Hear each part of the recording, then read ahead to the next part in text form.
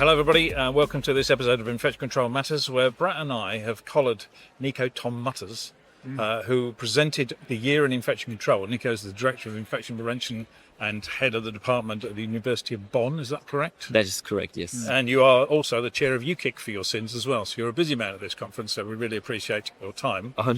I'm happy to do it. Thank you for inviting me and having me. It was a really good session, and you, Mikey, did a really good job of comparing and contrasting different styles of papers, so clearly there was a collaboration there. But we thought we'd just ask you to talk about a couple of your favourite papers. Yes, sure. For half an hour session, we'll condense it down a bit. And there's no bias here. You got free range, so don't feel bad about what you include or don't include in your favourites. No. yeah, no worries. No, I'm happy to do. I mean, I actually like the session in infection control because it gives you an opportunity to actually screen everything that has been out there, which is quite a lot, obviously. And then you get to pick a little bit a couple of the big papers, the big science like Lancet or New England, but also some of the exotic fish, smaller papers that are thinking outside the box that maybe do not provide a lot of evidence, but perhaps keeps your mind thinking and going. So what I liked, for example, was there was a large study on STD, selective tract digestive contamination in adult ventilated patients, published in the New England Journal. Quite large study, very well done, and came to the conclusion that the STD did not significantly improve patient outcomes in terms of mortality and such, and also in terms of other secondary outcomes.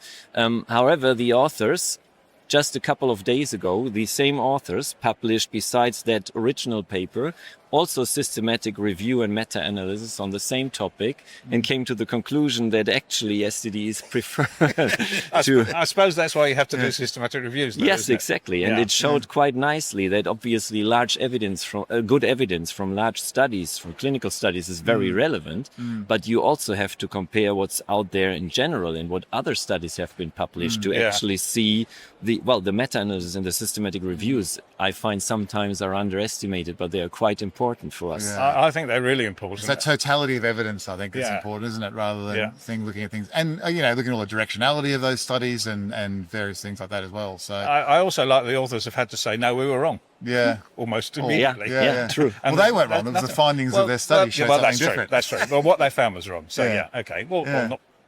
It still would have contributed to the evidence base anyway. I can remember a paper from Istra and colleagues a few years ago where they looked at a systematic review of all the RCTs on bundles and concluded they work. But what they did also was look at whether people actually complied with the bundles in the papers, and hardly anyone complied with the bundle anyway.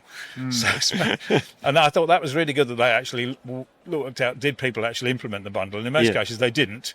And even though they didn't do it very well, it still, with the totality, showed you that it was effective. So that was good. And I think the other thing with some studies, they don't report very well the compliance, in inverted commas, with the intervention. No. And so it's hard to know, to what degree do you need to do something for it to reach that level of effectiveness or not being effective, I guess, as well. Yeah. Okay. And you picked out hand hygiene papers as well? Yeah, true. Yeah. That were some of the exotic fish in a way, the smaller papers, but I like that they were thinking outside the box because since I think probably more than a decade, we always don't want to have healthcare workers having gel polished nails, right?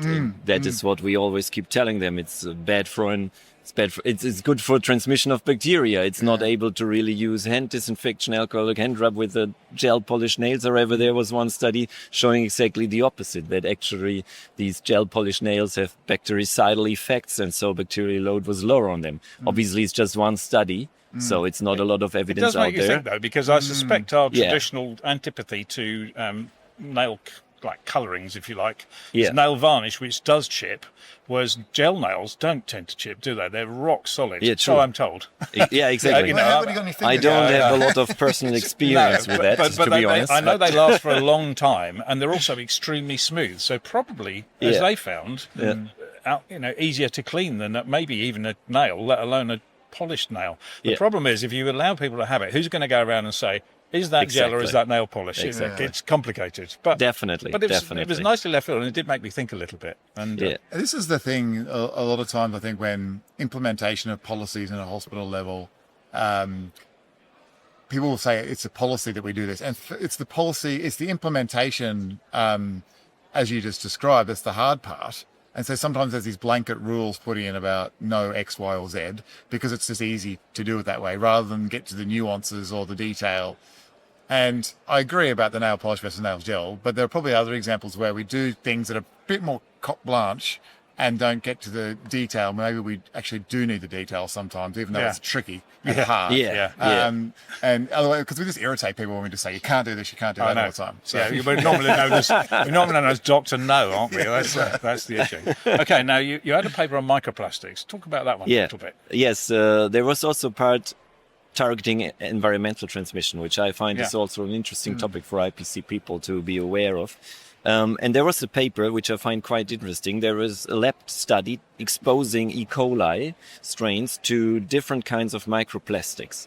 And what happened was that these microplastic acted basically as a catalysator.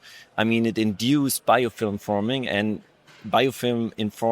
forming cells, and they showed that even when they removed the microplastics again and let the cells grow some passages, they kept the ability to form stronger biofilm. They were more resistant to antibiotic and had a higher survival rate with antibiotic therapy, which makes you think, especially if you're looking at sinks and drains and such matters, that there is biofilm, often also with Enterobacterialis that are AMR have AMR antimicrobial resistant strains, and they're exposed to microplastic in the water all the time in that setting. So we actually induce those cells to be even stronger against removal. And there was another study showing that if you then have a problem with biofilm forming Enterobacterialis, Pseudomonas, whatever, and you have subsequent infections in your patients, for example, in the hemato-oncology ward, your first intuitive thought is we have to get rid of the biofilms. We have to call the plumber and just get rid of it all. And that's what they actually did in this ICU setting. They tested that. They called the plumber, got rid of it, and it became worse. Because they removed the natural biofilm environment of not clinically relevant water dwellers that are there, and they are not a problem for us as clinicians or for the patients. However, then, with the new plumbing system being installed, they had a biofilm caused by nosocomial pathogens that were there. So they did metagenomics and such. They found stronger biofilm formers. They found more antimicrobial resistance genes and so on. So it made it worse. It's interesting that the organism retains the ability, though. Yeah. Because once it's triggered, how long would it, is that it now for good? I mean, that's really quite concerning because we're going to really struggle not to expose microorganisms to microplastics now. And that's the world we live in now. Yeah. How do you prepare for the infection control, the urine infection controls, one of the biggest, most looked after and sought after sessions to go to at any conference, and particularly at ESCMID. Were you nervous? Do you have to go through this big planning process? Do you have others help you with ideas? How did you go through that? I had a very good, fantastic co-speaker, Mike van Marwijk from the University Hospital of Utrecht, a very fantastic co-speaker. So, but you're right, we did a lot of preparation, which if you're in your own topic, you usually have you're on top of the evidence, I think, what is published. But if you're going to the Euro of Infection Control, you have to look at every angle. So it's not... that's right. And actually, we did make an effort. So we had a couple of these, let's say, Zoom, WebEx meetings beforehand. We decided what topics we would like to do research upon and what papers we would like to screen. Because Maike showed that in her talk, it was 24,000 hits. If you just look at 1 year and you just enter infection control or IPC, so that's quite a lot.